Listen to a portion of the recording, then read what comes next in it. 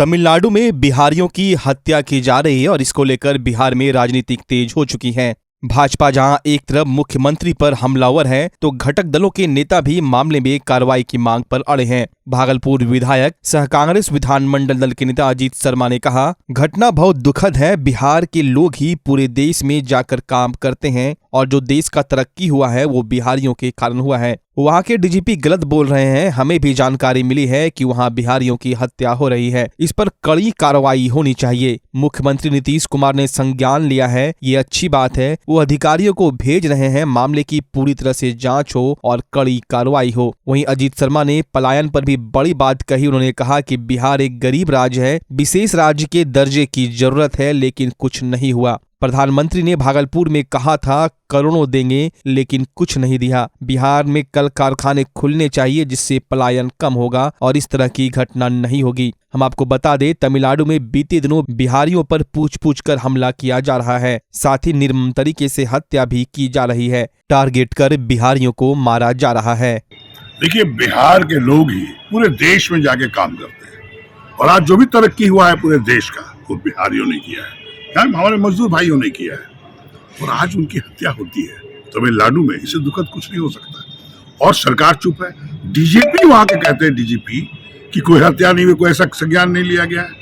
बिल्कुल गलत बोल रहे हैं। हमें सूचना है कि बिहारियों की हत्या हुई है और इस पर कड़ी कार्रवाई होनी चाहिए। क्यों हुई है इसको छानबीन करके जो भी किए हैं उस पर कड़ी से कड़ी कार्रवाई होनी चाहिए। मैं माननीय मुख्यमंत्री को धन्यवाद भी देना चाहूंगा, आभार प्रकट भी। उन्होंने संज्ञान लिया है। मैं वहाँ जानता हूँ, वो बोले हैं पदाधिकारी को भेज रहे हैं वहाँ जांच करने के लिए। मैं तो उनसे आग्रह करूंगा आपके पदाधिकारी जो जांच करें, निश्चित तौर पर इस पर कभी ढीला नहीं होना है। अगर बिहारी की हत्या हुई है इस पर कड़ी से कड़ी कार्रवाई होनी चाहिए। निश्चित तौर पर पूरे बिहार के, चूंकि ये गरीब राज्य है आप जानते हैं, और विशेष राज्य का पैकेज, विशेष राज्य का दर्जा कभी प्रधानमंत्री ने नहीं दिया। आदरणीय नरेंद्र मोदी जी ने कहा था देंगे। आप याद होगा सैनिक कंपाउंड एयरपोर्ट के जो मैदान में चुनाव के समय आए थे और बोले थे कितना चाहिए, 20,000 करोड़, 50,000 करोड़, 1 लाख करोड़ ले लो भाई। लेकिन आज तक उन्होंने पैसे नहीं दिया। निश्चित तौर पर बिहार गरीब राज्य है। यहाँ के लोग सिर्फ आप 3-4 स्टेट का नाम मत बोलिए, पूरे देश में हर स्टेट में काम करने जाते हैं। और कोरोना में आप देखे हैं लोग पैदल आए हैं वापस। तो बिहार इतनी शक्तिशाली है लोग यहाँ के कि दूसरे जगह देशों में हर स्टेट में जाके वहाँ की तरक्की करते हैं। निश्चित तौर पे यहाँ पे कारखाने खुलने चाहिए। हमारी सरकार है, निश्चित तौर पर आपकी आवाज हम बनेंगे कि यहाँ पे कल कारखाने खोल के यहाँ लोग को नौकरी मिले, काम मिले, सारे मजदूर बाहर न जाए। निश्चित तौर पर माननीय मुख्यमंत्री से मैं आग्रह करूंगा।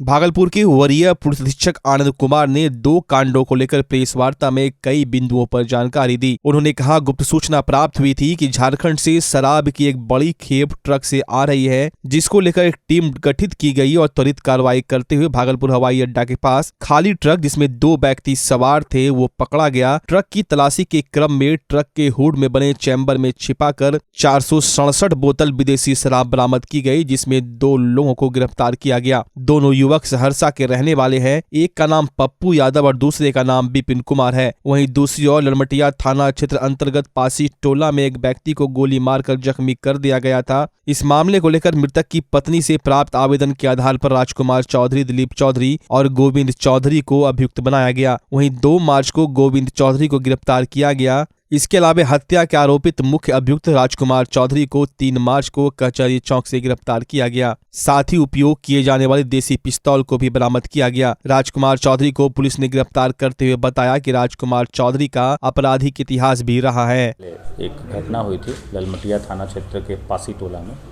जिसमें कि एक व्यक्ति की एक आपसी विवाद के दौरान गोली मारकर हत्या की गई थी और उस हत्या उपरांत वरीय पदाधिकारियों के द्वारा हत्या घटनास्थल का निरीक्षण किया गया। एफएसएल की टीम ने भी वहां पर निरीक्षण किया और वहां से साक्ष्य संकलन किया और इसमें डीएसपी सिटी श्री अजय कुमार चौधरी के नेतृत्व में एसआईटी बनी थी, जिसमें SHO Lalmatia Mithilesh, sub inspector Shivnandan विश्वविद्यालय थाना और सब इंस्पेक्टर केशव चंद्र ललमटिया ओपी के और सीआईटी के प्रभारी हरिंदर और उनकी पूरी टीम और डीआईयू के लोग इसमें लगे हुए थे। और घटना के दिन ही इसमें 2 गिरफ्तारी की गई थी और उसके बाद एक अन्य अभियुक्त गोविंद चौधरी, जिसको कल जेल भेजा गया। इसमें जो एक मुख्य अभियुक्त जिसके द्वारा यह घटना कारित की गई थी, राजकुमार चौधरी, जिसकी गिरफ्तारी कल हुई है और इसको आज हम लोग जेल भेज रहे हैं। इस घटना में जो प्रयुक्त पिस्टल था, वो पिस्टल की बरामदगी हुई है और एक मैगज़ीन है और 7.65 mm का एक जिंदा कारतूस भी बरामद हुआ है। 7.65 mm के 2 खोखे भी बरामद किए गए हैं।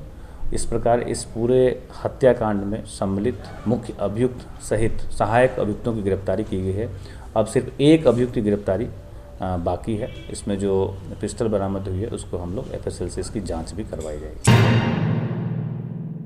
जवाहरलाल नेहरू मेडिकल कॉलेज अस्पताल में ऑर्थोपेडिक्स को लेकर 3 दिवसीय सेमिनार के दूसरे दिन आज देश के विभिन्न हिस्सों से आए विशेषज्ञ डॉक्टरों के द्वारा कई तरह की हड्डियों की होने वाली बीमारियों को लेकर चर्चा की गई। वहीं सरल तरीके से इसके इलाज को लेकर भी कई तरह के सुझाव विशेषज्ञों द्वारा दिए गए। देहरादून से आए ऑर्थोपेडिक डॉक्टर BKS संजय ने बताया कि बीमारियों को लेकर विस्तार पूर्वक चर्चा की गई है। उन्होंने देश में एक्सीडेंट के कारण होने वाले फ्रैक्चर पर भी चिंता जाहिर की। उन्होंने कहा कि लोगों को सड़क दुर्घटना से बचने के लिए सावधानी पूर्वक चलने की जरूरत है। उन्होंने आम लोगों से ट्रैफिक रूल रेगुलेशन पालन करने का भी आग्रह किया है। तो आपको बताऊं, ये बिहार ऑर्थोपेडिक एसोसिएशन की कॉन्फ्रेंस हो रही है, जो कि हर साल होती है और इस साल भागलपुर में हो रही है। और जिस समय जो चल रहा है, ये सभी लोग ये ऑर्गेनाइजिंग कमेटी के जो हैं ये सदस्य हैं। अमिताभ, डॉक्टर शैलेंद्र, डॉक्टर सुमन, ये सब लोग इन्होंने यहाँ पे ऑर्गेनाइज किया। और बिहार प्रदेश के ही लोग नहीं आ रहे, देश के भी जो विशेषज्ञ हैं ऑर्थोपेडिक सर्जन वो यहाँ आए। अभी आप कह रहे थे क्या बीमारियां आ रही, देखिए यहाँ पे जो है हर तरह की ऑर्थो, जैसे पाँव का टेढ़ा होना, पाँव में मवाद पड़ना, जोड़ को बदलना, घुटनों को बदलना, और जो आजकल जो समस्या आ रही, जो रोड ट्रैफिक ने या जो आपके दोस्तों ने, दोपहियों वालों ने या 4 पहियों वालों ने जो एक सड़क दुर्घटनाओं की महामारी पैदा कर दी, उसको यहाँ पे डिस्कस करके भाई सड़क दुर्घटनाएं कैसे कम की जाए। तो उसके लिए तो मैं तो आप सब लोगों से यही कहूंगा, जो सड़क के यातायात के नियम है उनको आप मानिए और उनके हिसाब से आप चलिए। जहाँ, क्योंकि होता क्या है, जितनी ज्यादा गति उतनी ज्यादा क्षति। और मुख्य कारण क्या है, शराब का नशा, नींद का अभाव, क्योंकि ये आम बात है। सड़क पर भुर्र चल रहा है, ओवरटेकिंग, ओवरलोडिंग और ओवर क्राउडिंग। आप देखिए ना, स्कूटर जो 2 का बना होता 5-5 बैठे हुए हैं। जिस फूड क्लब की समस्या बढ़ गई है सर, यस, क्या कहेंगे इस पर, क्या निदान? देखिए, फूड क्लब की समस्या नहीं बढ़ गई है, क्योंकि समस्या इसलिए बढ़ रही है, आपको इस देश में 140 करोड़ की जनसंख्या बढ़ गई है। फूड क्लब की वो जो रहा कि 1 in 10,000 में एक आदमी को, वो वही हो रहा है। अब ये कि कैसे हो जाती है, जैसे ही बच्चों को। दूसरा है कि जब आपको टेढ़ापन लगे, आप कोई भी पास के डॉक्टर के पास जाइए। आप लोगों को ये कहने की जरूरत नहीं आज यहाँ पे डॉक्टर नहीं, मैं भाई हर जगह में रहे, कहीं सरकारी है तो कहीं प्राइवेट है, कोई ना कोई तो डॉक्टर है, वो आपको वो खुद इलाज कर देंगे, नहीं इलाज कर देंगे, किसी के पास भेज देंगे। क्योंकि जितने दिन आप टेढ़ा रखेंगे उतनी ही समस्या होगी। युवा जिम जा रहे हैं सर लगातार। हाँ, युवा जिम को तो मैं आपके माध्यम से यही कहता हूँ, जो जिम जाना चाहते हैं उनसे मैं ये कहता हूँ, कम से कम घर में माँ के साथ अपना कुछ काम कर लें।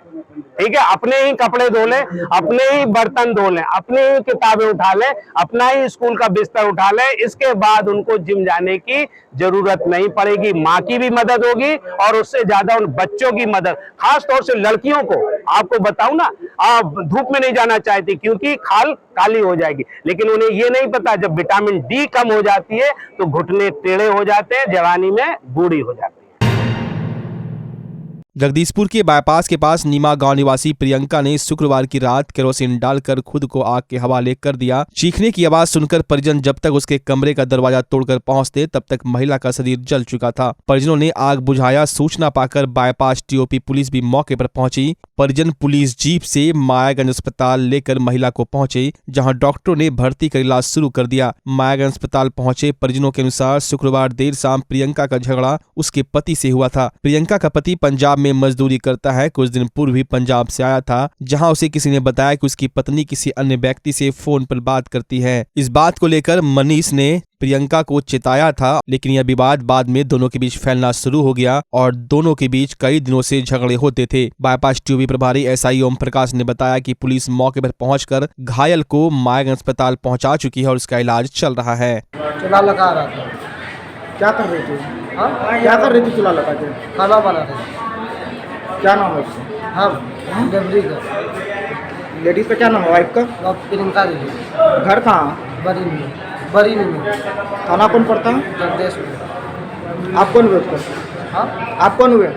हम उसका हस्बैंड, बच्चा? हाँ, बच्चा भी है। दो, कौन, क्या क्या? एक लड़के का